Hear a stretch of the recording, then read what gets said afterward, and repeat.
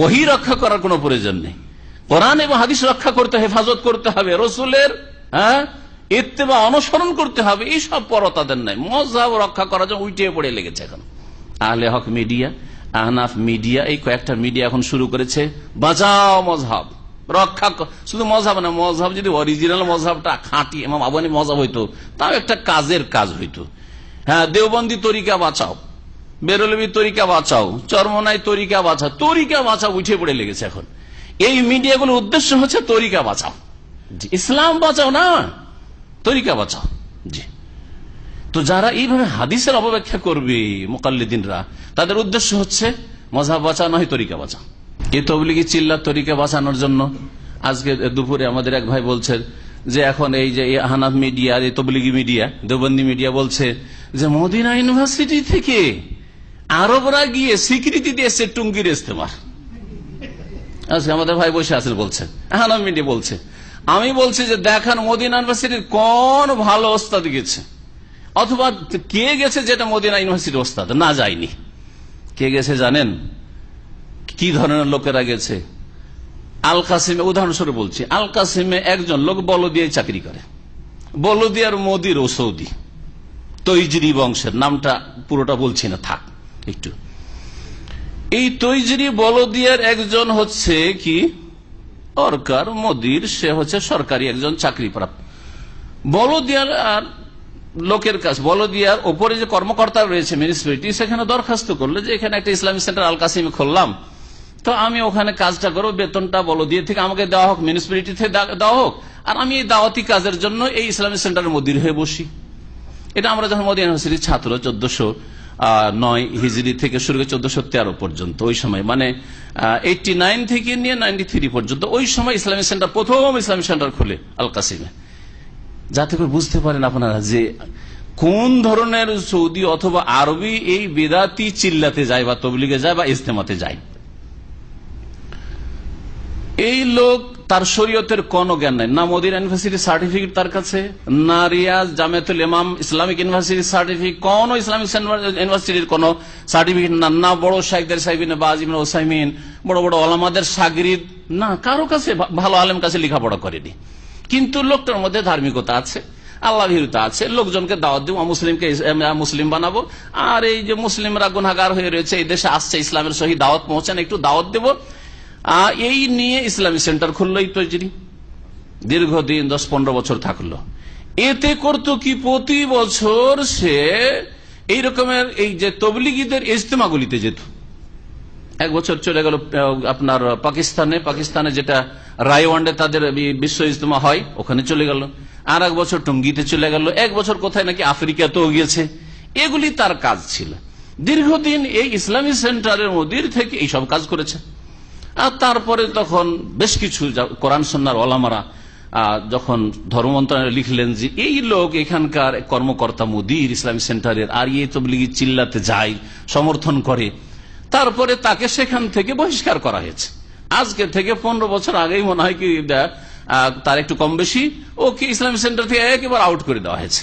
জি হ্যাঁ, তো এইরকম যদি একজন যায়, অথবা কাতার থেকে, কাতারে তবলিগি এলেম তো শরীয়তের নেই তেমন ওইসব দেশে, আর কিছু হয়তো ধার্মিকতা আছে, দাঁড়িয়ে আছে, পরেশগারি আছে, আর এদের আখলাক নমনীয়তা তাদের দলিল লোকের সাথে, আবার সবার সাথে না।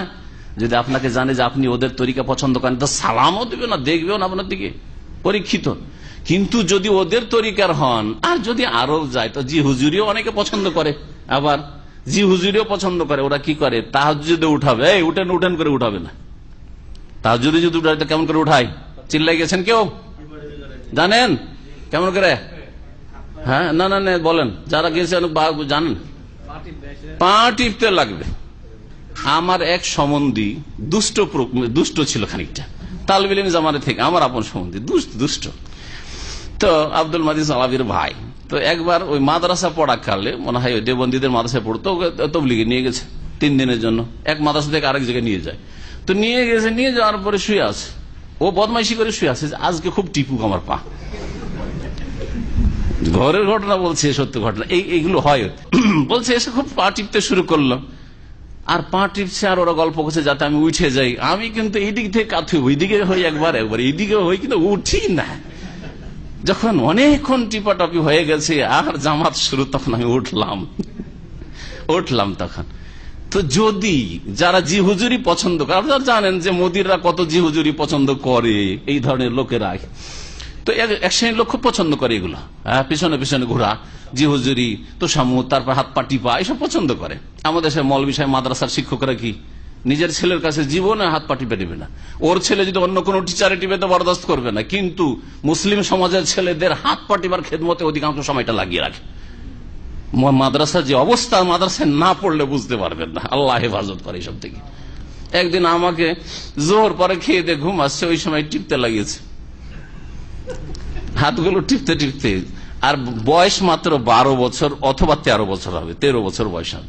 সেই সময় তো ঘুম আর ঘুম। আমার ছেলে 13, 14, 16, 15 এমামতি করে, এখন ঘুমায় না। জিজ্ঞেস করছি, এমামতিতে ঘুম আসে না? বলছেন না, ঘুম আসে না। মনে হয় ঘুমো, তুমি সালাম ফেরার পরে ঘুমো। বলছে না, ঘুমাই না। এখন কি আর ঘুম আসে? কিন্তু ওকে অনেক চেষ্টা করছে, পাশে বসে নামাজ পড়েছে, সালাম ফেরার সাথে চলছে ঘুম, এই চলছে ঘুম। তো কথা বুঝছেন তো, জোহর পরে ঘুমাবার সময়, সকালবেলা জোহর পর্যন্ত লেখাপড়া করেছি, খেয়ে দিয়ে পেটটা ভরে গেছে, একটু ঘুমাবো, ওই সময় বলছি একটু আমার হাতটা টিপো। হাত টিপতে আমি মাথাটা ওর এতে আপনার বিছানাতে লাগিয়ে ঘুমিয়েই পড়েছি, নিচে বসে ঘুমিয়ে গেছি। ও দীর্ঘক্ষণ দেখছি আমি ঘুমাচ্ছি আরামে, তোমার যাও যাও যাও যাও। এই তো হচ্ছে অবস্থা মাদ্রাসার। অপরের ছেলেকে এইভাবে খাটায়, হাত পা টিপে নেয়। নিজের ছেলে, তোমার ছেলেকে যদি, হ্যাঁ ও মৌলভী সাহেব, ওই শিক্ষককে বলবো মাদ্রাসার, তোমার ছেলেকে যদি ওই রকম কেউ খাদেম বানিয়ে পানি ওর বাথরুমে দিয়ে আসতে হবে, পানি টিউবওয়েল থেকে পানি নিয়ে বাথরুমে দিয়ে আসতে হয়, জি হ্যাঁ।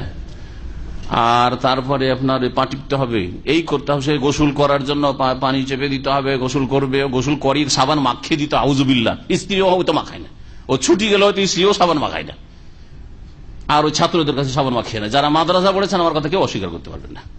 কওমি মাদ্রাসাগুলোতে, আলিয়া মাদ্রাসা হয়তো একটু ভিন্ন হতে পারে, কারণ ওখানে ক্লাস করে হয়তো অনেকে চলে যায়, কিন্তু হোস্টেলে যারা থাকে, মৌলভী সাহেব অধিকাংশদের আল্লাহ পাক চরিত্র যেন ঠিক করে দেন, এদের আখলাক আচরণ ভালো না। জি, আল্লাহ এদের ইসলাহ করা তৌফিক দান। হ্যাঁ, এরা গেছে যে সার্টিফাই করেছে যে হ্যাঁ ঠিক আছে, ওদিকে সনদ লিখে দিয়ে এসছে যে তোমাদের এই চিল্লা আর ইজতেমা সব ঠিক আছে। কোন শ্রেণীর লোকেরা যায়?